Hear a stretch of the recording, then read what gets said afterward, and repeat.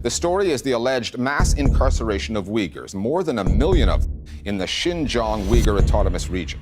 Uyghurs in the United States are getting contacted by Chinese authorities and told to provide information. Everyone got someone as a hostage by the Chinese government. It's time for us to break the silence.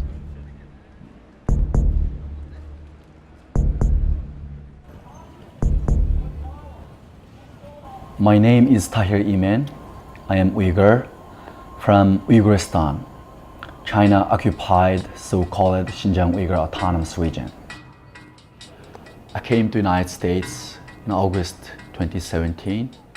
It was very hard to me to leave my family members, my daughter, my friends, but I had to leave. Even if I am in America, I'm still scared.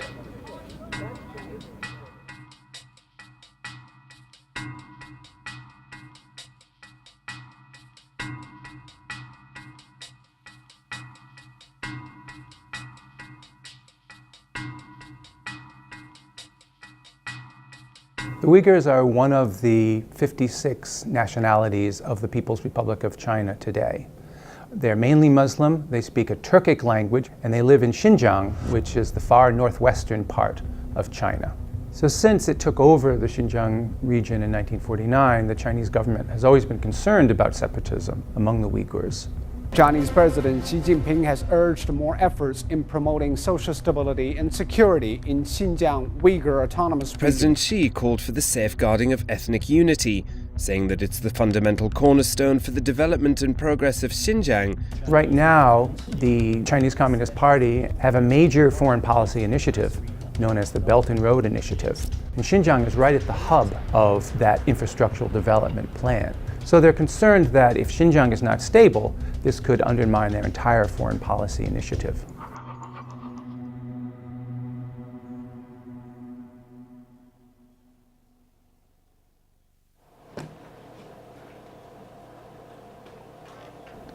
When I was 25 years old, I was arrested and put in jail around 2 years. My crime was writing an article titled "The Uyghur Culture in Danger." When I was released, I started to promote Uyghur national identity and cultural values. The local community Chinese police officers started to confiscate passports. He started to arrest the public figures, intellectuals, rich people.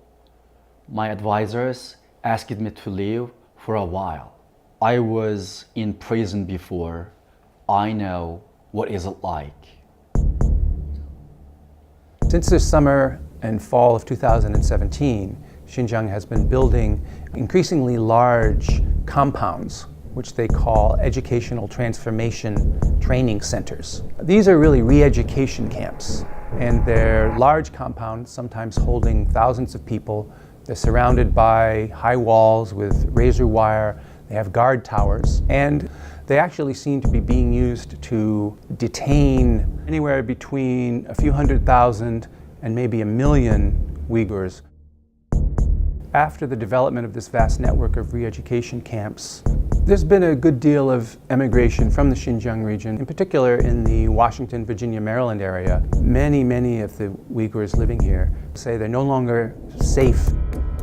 After I came to the United States, Chinese police officers contacted me. This is the last time I was contacted by Chinese police officers. Hükümet iş partiye sana yargılap kılıp seni yölegende kızını yöleydi. Bırak sende humus çıkıp kalmaydı kızım çokum. Çokum yaxşı qo'p. Şu yurtga, milletga, vatanga bir yaramlı qadam bo'lib chiqadi. Partiyaga sendek nachar, sendek xum so'qqanmaydi. My wife and my daughter were put in blacklist of the people who cannot get a passport. I have lost every kind of contact with my family.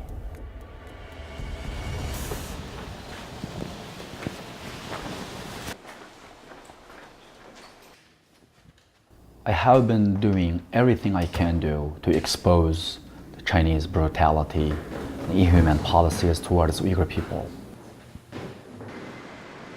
And many people feel scared. They are not very active and speaking out to media because they are afraid of their family members in China. And they are also afraid of some Chinese spies in America. But I encourage the Uyghur people to stand up and speak to the media. At least we can leave a message to the world.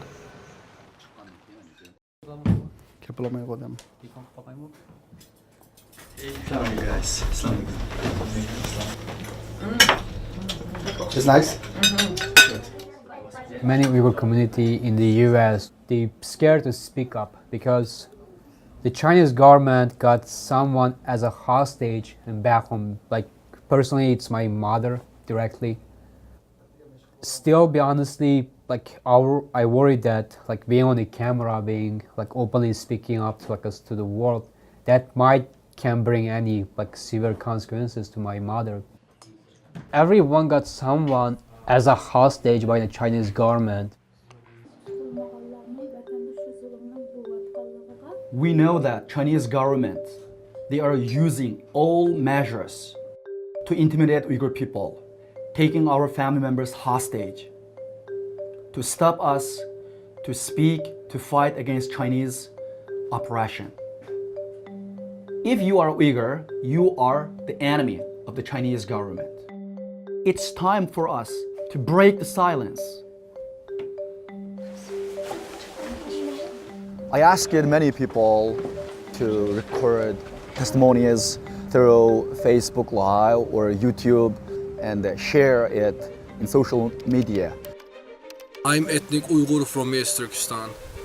Both my parents are detained in a concentration camp. I came to the United States in 2015 with my student visa. My father sentenced to 9-year prison and my mom is in concentration camps. My father Osman Saud and my uncle Absatar Saud detained in a concentration camp. Assalamu alaikum, ben Gulzira Tashmimet, sınırın bilgine taşımak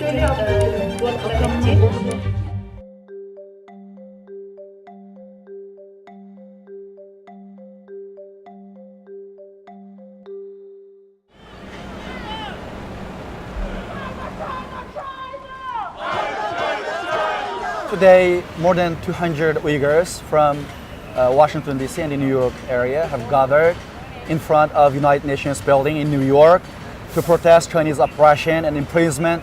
So we are taking risk by showing our face in public media, but we want to stand up and speak up to raise the awareness in front of the United Nations to let the world know what's going on against Uyghur people.